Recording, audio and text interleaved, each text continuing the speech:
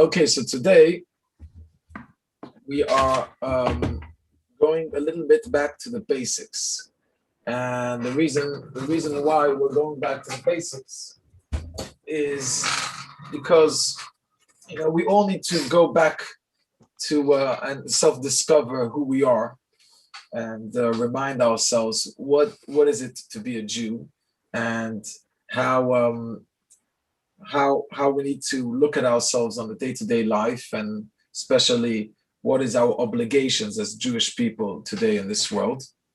So last class, we talked more about the chosen people and why are we the chosen people, and if it's racist or not racist or things like that. Today, I'm excuse me for going back to the real basics, and it's about why God created the world.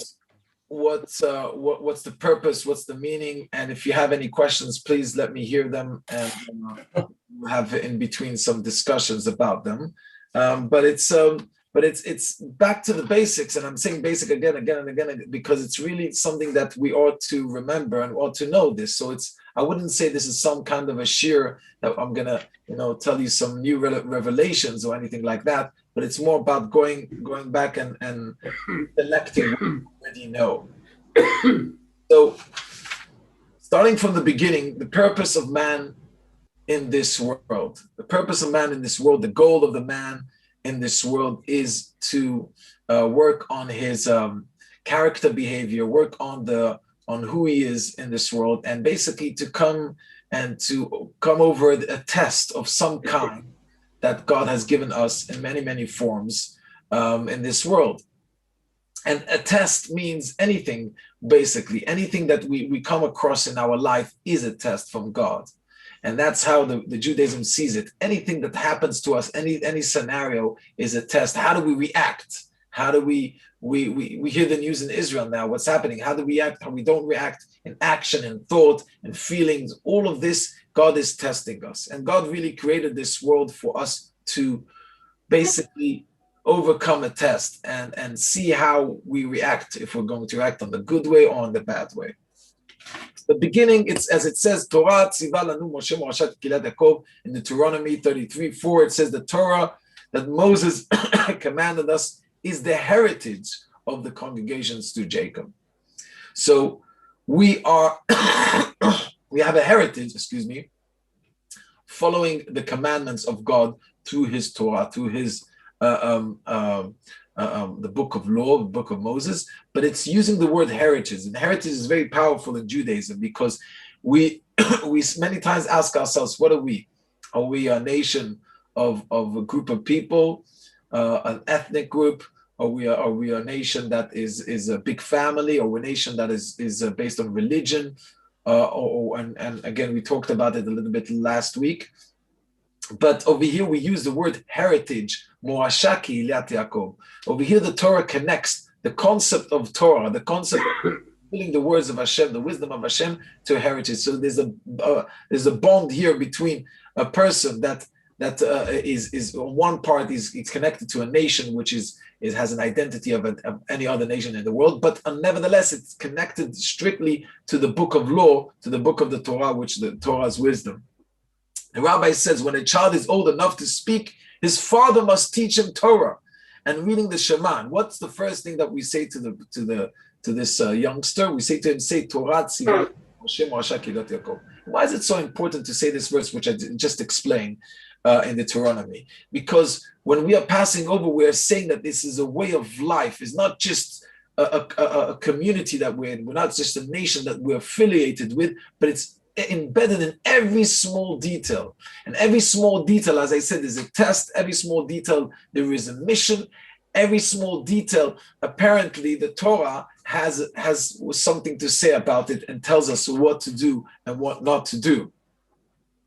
But perhaps we should start from the beginning and say that God created this world in order to do good, in order to give us good. Now, Hashem wants us to do good and wants us to have all these goods in this world. So He created a system. He created a system that in this world we will work hard for it. Basically, we go through the test, And at the end, we will get the ice cream, we will get the reward in the next world.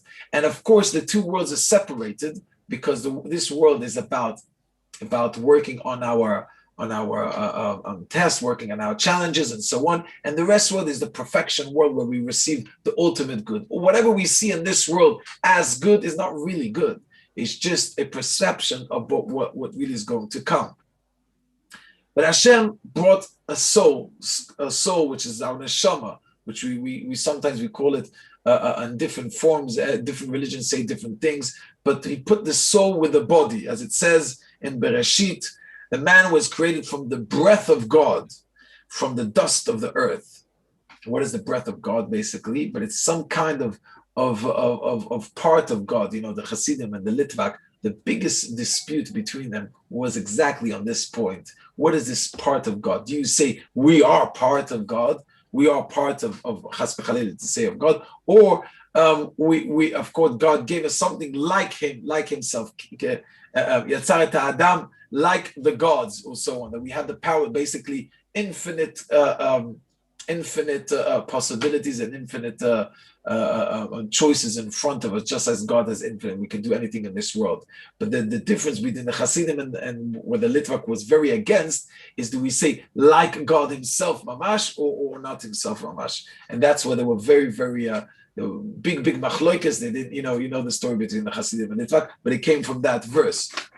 But God really wanted to create someone in His image, someone that really can master all this universe and could really have a free will choice between good and bad. And as we know, free will, we all believe that we have free will, hopefully, in some extent. But free will, in its essence, has to be free will infinite, meaning we have to have free will for good and free will for bad. We have to have all the possibilities for good and all the possibilities to get bad.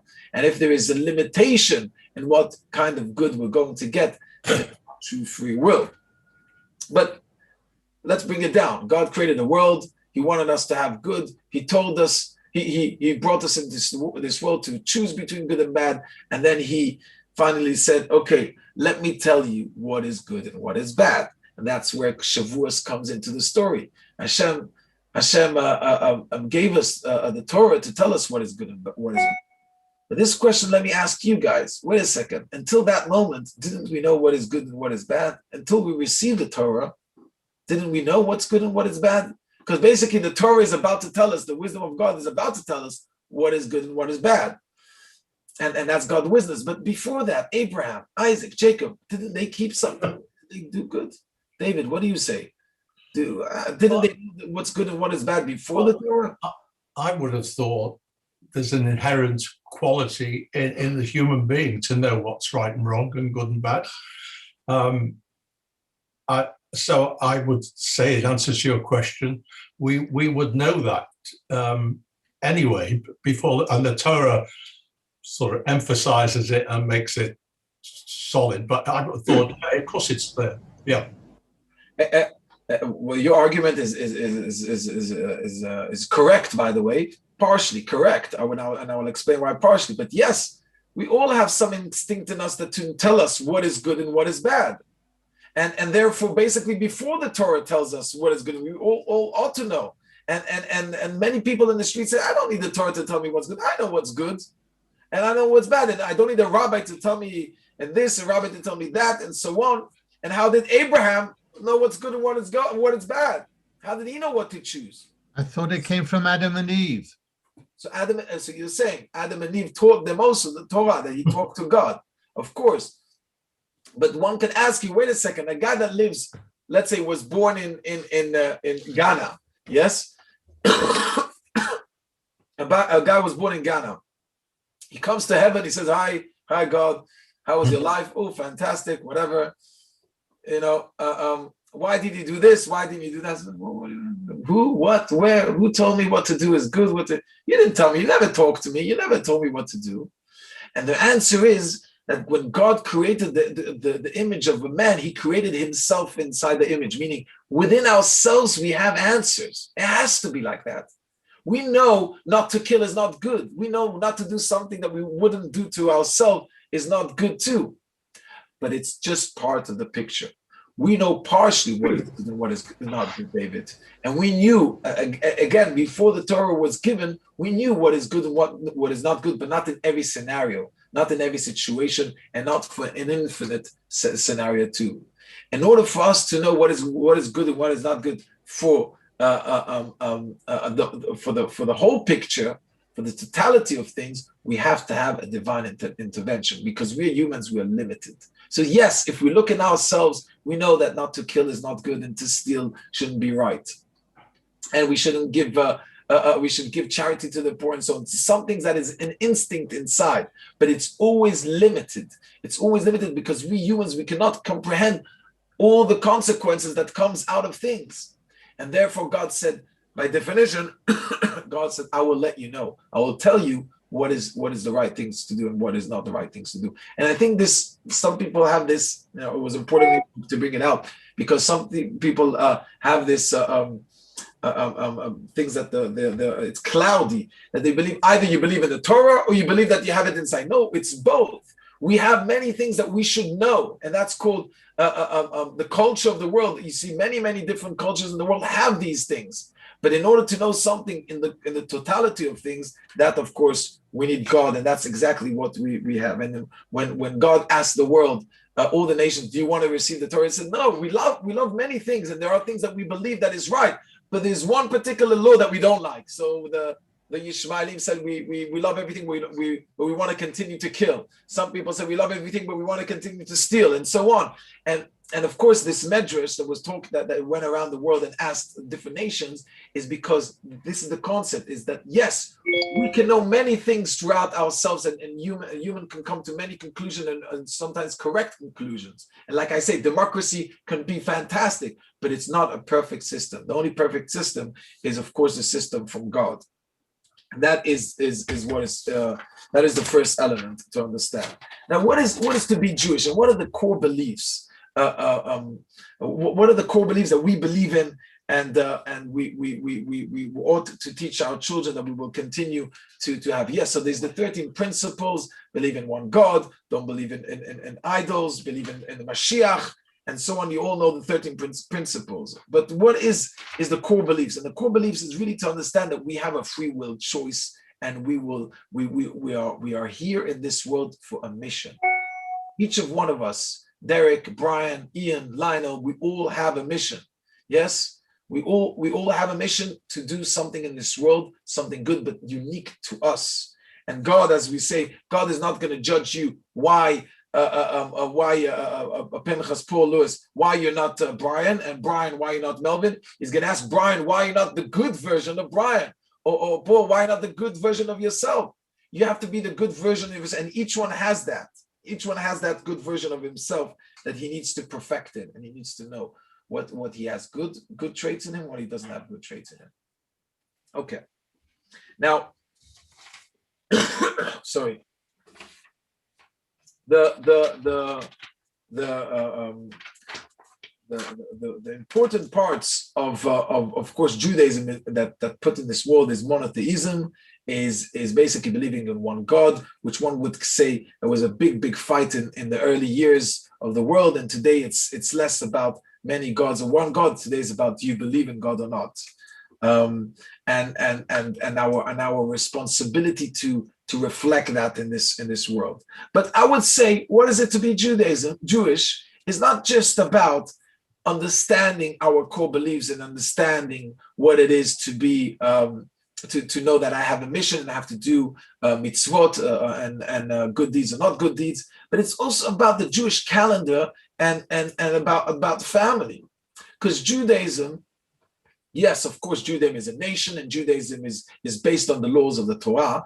And Judaism has something beautiful, and one would say a perfection of Judaism has all the layers to it. And one of the layers is the Jewish calendar. And what is the idea of the Jewish calendar? The Jewish calendar, which is, if you go to the Shabbat and the Passover and the Shavuot, and as we know, we're coming back to Shavuot, is about educating the human being and reminding the human being about many aspects about life. And in order to do so, you have to give it a time throughout the year. You have to give it a time for everything. You have to make sure that he does not forget. And that's where the Jewish festivals come into the picture. Because there are many things that we forget to do. There's many things that we forget to focus on. But there has to be a Holocaust Day. Never mind that we shouldn't forget that there was a Holocaust at all throughout the year or the whole year. But in order to remember every day that there was a Holocaust, we remind ourselves and we focus it on one day to make sure that we will never forget, and we make ourselves a Holocaust Day. And so is by our history coming out of Egypt, remembering who we were, like we were slaves, and then we became free of physical sense. And then Shavuot is not only freedom of a physical, so freedom of mind, which is to show us what is good and what is bad. And each holiday teaches us something important. But the human being is born to forget. That's a good thing when someone passes away, as it says. That one of the things Hashem created, the loss of memory, is in order for us to forget pain. So it's important for us to forget. And says it's a rule that we will forget, that the person will forget the person that passes away. But there are things that we have to remember, and that's the whole idea of the kippah and the tzitzis and the talis and the tefillin, and all these things are in order key points in our life to remind us that we should not forget about many aspects of life, not only about our history, but also about our character. And I think that's what's also very, very unique and very important about Judaism, is to never forget. Because yes, we can say, oh, it's not so important to do the second day of Chag, and not so important to do this and to do that. And slowly we say, oh, it's not so important. But then you look at the children and grandchildren, and then we forget. And then the great-grandchildren forget that all that they have, because the moment you go out of the line and you say, that's not important, we forget. And that's what human beings, we forget what happened 70 years ago. And as you can see with the Holocaust, which I don't like to bring it as an example, but people forget already the impact we had on Jews and our neighbors and so on. We tend to forget, and that's how we have a very short memory. And Judaism understands it, and Hashem understands that we forget, and we bring it on Passover. So that's why we have all these ideas that remind us about the Jewish calendar. Judaism is more than that. Judaism also talks about spirituality and things that are beyond human nature, which is prophecy, reincarnation, the next world. Judaism talks about other things that are not just the physical, what we see and what we don't see, the history that happened or didn't happen, but it talks also about the spiritual world. As I think I said last week too, that we as Jews have an obligation to focus on things that are not just physical, things that are spiritual.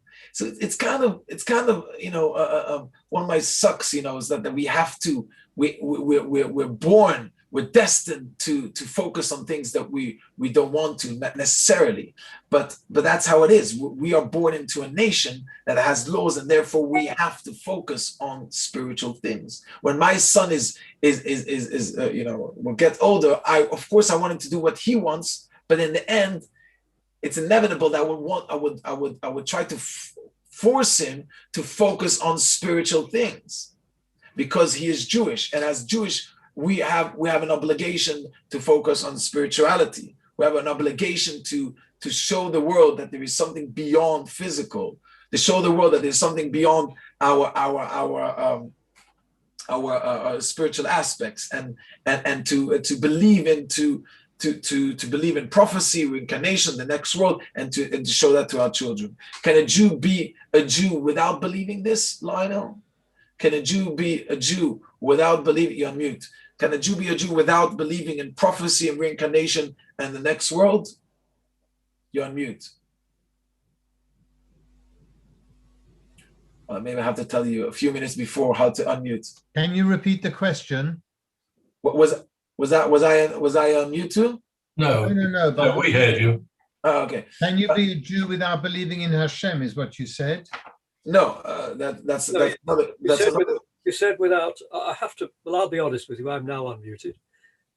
We read the Torah all the time, over and over again, and if resurrection, the Mashiach, and the next world were so significant to us, then I would have expected on every page, in every chapter, and in every part of the Torah as we read it, it would be emphasized again and again. In fact, the reverse is true. Basically, our Torah is a list of laws, it's a list of history, but it never I'm not talking about the oral law, I'm talking about, and even that is a little bit wanting in this respect. I'm talking about the written law. And I would have thought that if these were our major tenets, we would be focusing on those all the time. And it's surprising to me that we don't. That's what I'm saying. Okay, so I understand what you're saying, and it's interesting that I've heard a nice answer saying that the reason why these things are not written inside the Torah, black and white, is to give space for us to believe. I don't know if you accept it or not, but there's some areas that we are supposed to believe, because if everything was written black and white, everything was given to you with a spoon, there is no jump. There's no jump where you should believe or you shouldn't believe. I like it, but I don't like that answer so much. But there's many reasons why it's not written, or why things are not written, why things are why things are written, why things are not written. But my real question is if a Jew doesn't believe in such things, like Brian says, if he doesn't believe in God, if he doesn't believe in prophecy and reincarnation, the next world to come, is he a Jew or is he not a Jew? And this question, technically, if you look at the Maimonides, it says if you don't believe in the 13 principles, then of course you could be you're a Jew, whatever that, but you're not Jewish. Of course, your mother is Jewish, and if you'll do teshuva, you'll always have a space in a synagogue. But you're not Jewish if you don't believe in the 13 principles. And I wanted to hear from you. What do you think? If you think that there is some kind of red line that a Jew doesn't believe or is not part of, does that exterminate him from being Jewish or not? Derek, what do you think? Do you think there's a red line where someone that doesn't believe anything or doesn't want to believe, or you know what, even I'll make it the red line even further, he hates the Jews, does that make him less Jewish or more Jewish than another person? More Jewish, less Jewish, I think very subjective. But the fact is, someone is Jewish if they're born Jewish, and even if they waver at times, they can always come back.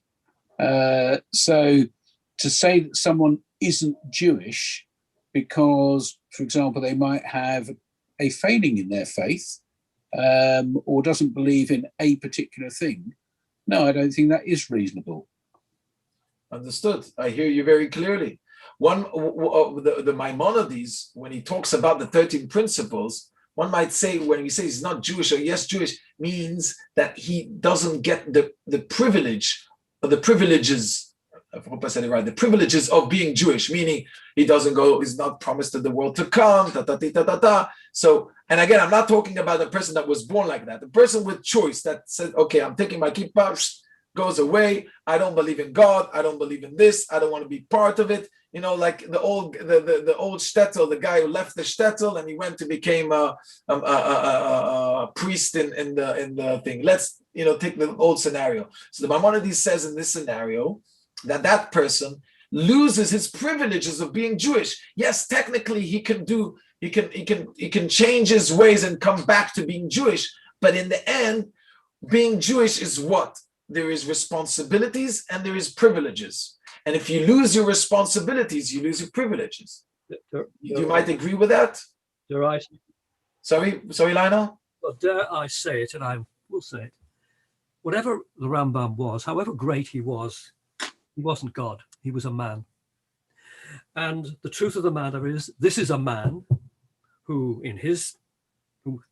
has conceived of these 13 principles. Certainly Rashi does not set them down like that. Moshe Rabbeinu doesn't set them down like that. He did, but he is one of many great rabbinic leaders, and those were the principles he set down. The question that I have for myself is, to what extent do I have to accept? I mean, it's very easy for me to accept. For me personally, a belief in a God, and that the God gave the Torah, the written Torah, certainly to us, that's not a difficult. But the line I can't draw is between the human being who sets this out, and what Hashem really wants. Okay, so you see, So I have a problem with that. you have a problem with the rabbis maybe interpreting what's interpreting. That's my problem. Interpretation part, but that wasn't the question. Melvin, what do you think? You think in terms of identity, because remember, this question arises a lot. And one might say, wait a second, the Nazis didn't care about your identity. They didn't care about who your father, your mother is. So, and why you're saying I'm not Jewish or not. And one might, and also the liberals say that a lot. They say, wait, you're saying the mother is Jewish, the mother's not Jewish, the father is Jewish. The Nazis didn't care. So where do we put the line of saying if someone is Jewish or not Jewish enough to become Jewish? I think it goes back to what you're saying at the beginning, as to whether being Jewish is a nation, an ethnic group, a family, or whether it's based on religion. And it also, I think, is whether you're self-identifying as a Jew, or it's how others will identify you. And it was also to do with your behaviors and your choices. So it's not an easy question to answer, and it's based on lots of different strands, I think. First of all, Melvin, thank you very much. I agree with you. It's not an easy question to answer, and this is exactly what we're trying to bring up here. We're not trying to bring a clear answer, even though maybe you can hear a clear answer. But I think it's difficult. And I think it's more difficult today because I didn't bring up the element of today where we see many Jews, or 99% of the Jews, called, as I always like to bring it, Tinok Shenishba, a child that was kidnapped. We call that in a halachic category, meaning many of the people that are not religious today. It's not because they dealt with it, they were religious, and then they said, "Oh, I hate God, blah blah blah blah blah blah," and I don't believe anymore. It's people that they grew up like that, and that's how they see it. The parents were not religious, or the parents were a little bit religious, and therefore they're not reliable. They're not accountable for their actions.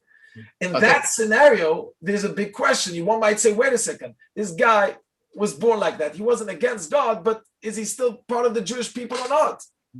I think it'd be very interesting to ask a young child who identifies as Jewish, asking them what it means to them to be Jewish. But identifying a spontaneous response like that. Identifying the danger of identifying is the same danger of identifying yourself, I would say, with in a different sex, or with a different, identify myself as a woman, identify myself as is that you're going to the world of identifying and perspective. No, I'm talking about, if you like, my grandchildren who know they're Jewish, but I've never asked them what does that mean to you, because then it will be a spontaneous answer as to what it means to them. I've never asked them that question, and I think I will in a careful, subtle way, but it would be interesting to hear what they identify the important things to them of being Jewish, what it means. Let's be clear. Of course, being Jewish is, if your mother is Jewish, you are Jewish. But the purpose of being Jewish is what? And that's, again, it's about responsibilities and advantages and what you get, because the whole reason that God said to us in Sinai that we are the special nation, we're the chosen nation to do what? To follow much more laws than any other nations, which is 613 instead of 7, and therefore you will get the world to come, you will have the resurrection of the dead, you'll get many gifts, if one will call it. It's not gifts, but it's you're playing a different game, and that person is playing also a different game. But I think today we are in a crisis, as you said, about identifying ourselves. If I am Jewish, what does that mean? What does that mean to me? I am not judging the person that says I'm Jewish and he doesn't understand the real laws, as Brian says. Oh, I forgot, maybe you said it's all based on the Torah, and you got to look at the book, whatever it says. Okay, that's it. I think today we're in a crisis because we are in a generation where we didn't get the right education for what is a true Jew. As an example, in Bulgaria, I've said it many times. One of the questions they asked me when I was interviewing for the position there, they said, listen, my father is Jewish, my mother is not Jewish, and I call yourself and I'm Jewish. What do you say about that? I said, if you call yourself Jewish, fantastic, and you're Jewish in your own eyes. If you want to know what the halacha says, the halacha is something else. Again, if he identifies himself as Jewish, there's nothing I can do. But my purpose is to try to embed it with them more than just saying I am Jewish and that's it. It's much more than that. It's much more than just being the family. It's about our obligations. It's about our way of life. It's about following the laws of Hashem, even one law, even two laws. The moment you say there's one step that I am following, then there's a reason to be who I am. Your answer's much too easy, Rabbi. Nice one for an interview. Yeah. So the guy, you'd have called him up in shul for an aliyah. No, of course not. Yeah. Oh, thank you. So he can identify as much as he likes. That's exactly what I said. That's exactly what I said. It's like saying I am. Guy. No, it's like saying I am a woman. Okay, if you want to identify yourself as a woman, physically you're a man. No, we're talking about Hashem and the Jewish community, Rabbi. This is slightly different. Yeah, I know it's The different. poor guy identifies as a Jew, and the Jews won't let him. Okay, so there's a conversion progress. Okay, then he's got to converse. But you're missing out people who are called, and there's a whole swathe of them who call themselves secular Jews. You're saying as if I'm missing them. No, I'm No, saying you're missing out a whole group of people who I know, and they say, I'm a secular Jew. I say, what does that mean? I identify as a Jew. I was born a Jew, and I feel something towards it. I am a Jew. I feel I'm not a Protestant or a Catholic or a Muslim. I know about Judaism, but I'm a secular Jew. Well, religion isn't important. Hashem belief is not important, but I'm a Jew. That raises a fundamental point, doesn't it? Oh, the question sorry. is, can you really be Jewish? And I think the rabbi's asking this with no shred of belief in Judaism. Oh, and belief Hashem. Yeah, or anything. So can you, yes, racially you're a Jew, you'll go to the gas chambers with all the other Jews, plenty of them did, they were all secular Jews. But the real question isn't that. The question is, I suppose, can the Jews survive merely as a racial group? Or must they, and have they always survived?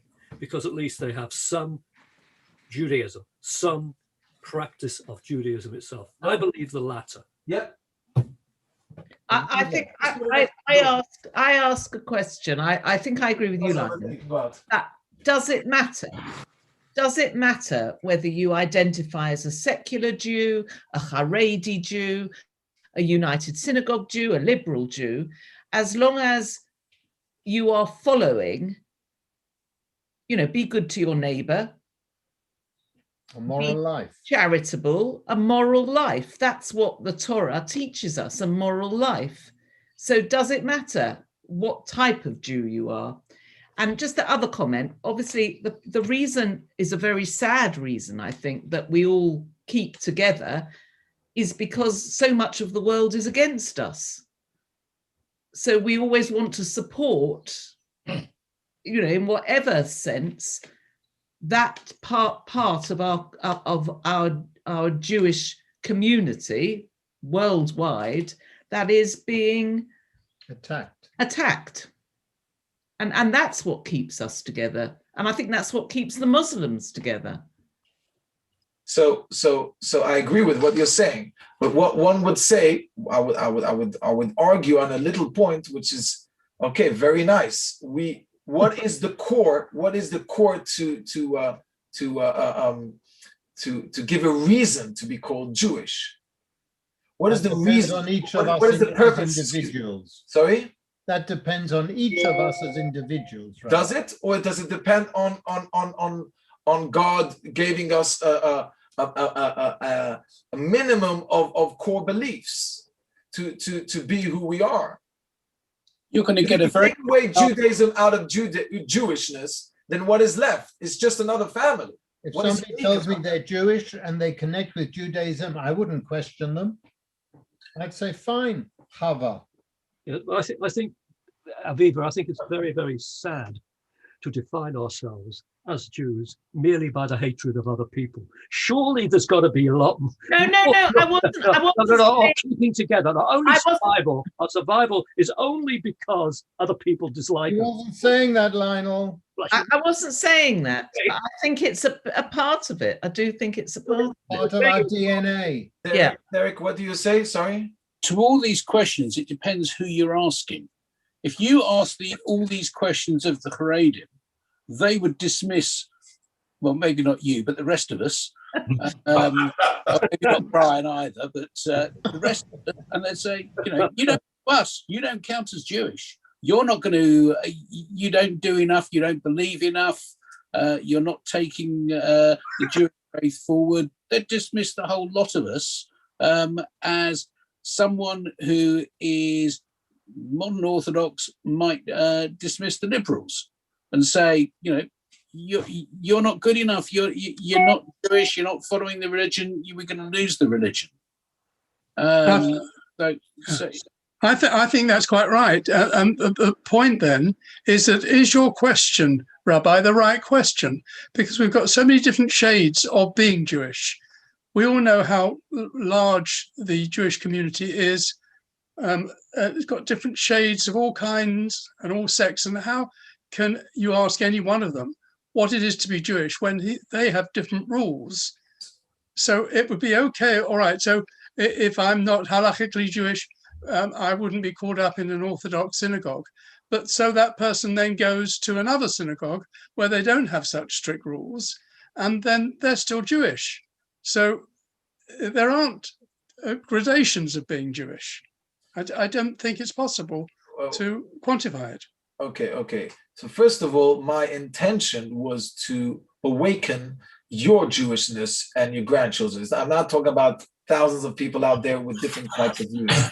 The real intention really is to think to ourselves, what is it to be Jewish in my way? Like you say, everyone has a different way of saying it, of looking at things. And I want, and the assignment of this talk is about us to realize that, wait a second, to be Jewish is not just because I'm born to a mother that is Jewish, which is that the halacha, you can't take that away, Ian. If someone thinks he's Jewish and he comes from Indonesia, with all the respect, you put him into, you're not Jewish, you come from a different tribe. I'm just saying there is laws, but really the question is, the assignment is to look at us, what is it just by being born to a mother that makes us Jewish, or there is more than that, or we have to believe in something. We have to believe in the Jewishness within the Jew. It means there has to be a step more than just being born to a Jewish mother. And as I said, if you go to the Maimonides, which Lionel doesn't like, but if you go to Maimonides, there's a 13th principle. There's the minimum of belief system. And yes, it's not written down black and white. It has to come from within. So the real question is, and I'm saying that this generation is not like the Maimonides generation. This generation didn't born in a religious community, and then he threw everything out. The opposite. I'm saying that people today don't have the tools, and they were not judged like they're judged in the Maimonides time. And the question really is, okay, we understand you grew up in that type of household, whatever it is, you don't know really what it is to be a Jew, and you were not born like that. Okay. But what is it? What is it more? What is your Jewishness more than just being born to a Jewish mother? And that's the question for today, for us to reconcile with ourselves and see. It's just sorry. There's a question about what you do. So I agree with you that halakhically the conditions are clear. But if you say I'm Jewish, what do? Do you go to shul? Do you keep kosher? Do you go to Israel? I mean, there's a whole thing of identifying with being Jewish. But if the answer is, well, my mother was Jewish, but I don't do anything, then you might pass the test halakhically, but it's meaningless. Exactly. And I'm not here to say if you come one time to shul or two times to you do that. No, like Aviva says, you're good, you do chesed. That is also part of the mitzvah. But Aviva, do you do the chesed because you're a Jew, or you do it because like any other person? So maybe it doesn't define you as a Jew. If you're loving your neighbor, does it come because you're Jewish, or is it becoming because you're good English? That's how you were born in Habash. I think it comes because I'm Jewish, and I'm a great fan of Rabbi Akiva, who said you have to come to the lesson. What egg was. Exactly. Then there's something Jewishness to it. Yeah. But we have to connect, and this is the main purpose, and we'll finalize here. That's against what you said from the very beginning. You said we're all born Hashem gave all of us positive and negative instincts. You remember you said that? Yes. You didn't quantify or qualify that was only for the Jews.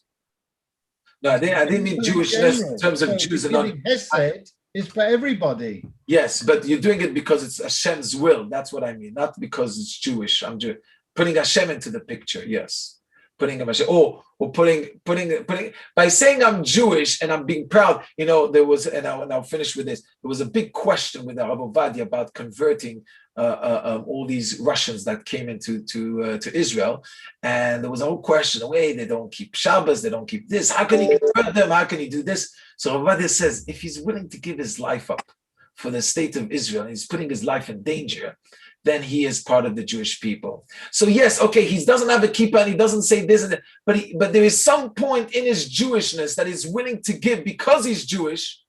Then that's already a step. So that's what I'm saying. It doesn't have to be. I'm talking about the people that were not born like someone that was born a Haredi, whatever. You have the 13 principles. You have to go through the law. You know it. You know that you know it, and you're going against it if you're not doing against it. But if you're born not like as an example, these Russians came, they didn't know anything, but they were willing to give their life for the Israeli army to be Jewish, and that's already enough. And again, to close it up, I'm not giving an answer what is Jewish and not Jewish. To be Jewish, we all know the halacha. But the real question we need to ask ourselves, and I'm going to use what Lionel says, if we don't give it an element of being Jewish that has something more than just being born to your mother, then what's going to happen with our grandchildren and great-grandchildren? We have to give them more than that. They're proud to be Jewish. What is Jewish to be proud of? Today, if you look around the world, if you follow Hadid or whatever, all those people, they will say, love the Palestinians and so on. You don't want to be proud to be Jewish. What makes you be proud of Jewish, and how can you amplify it in them? That will determine the future. So Bezat Hashem, I hope you all enjoyed today's conversation. Thank you. Very good. Thank you, Rabbi. See you tonight, AGM, and tomorrow for the morning for the ladies, and tomorrow evening for we have lots of Shiur. I think the community has so many stuff before Shavuot. So is the AGM a halakhic obligation? Sorry? Is the AGM a halakhic obligation? To come and help, and you want to be part of the board? Yes. No, I didn't know that. I've done my prison service. I'm not Jewish.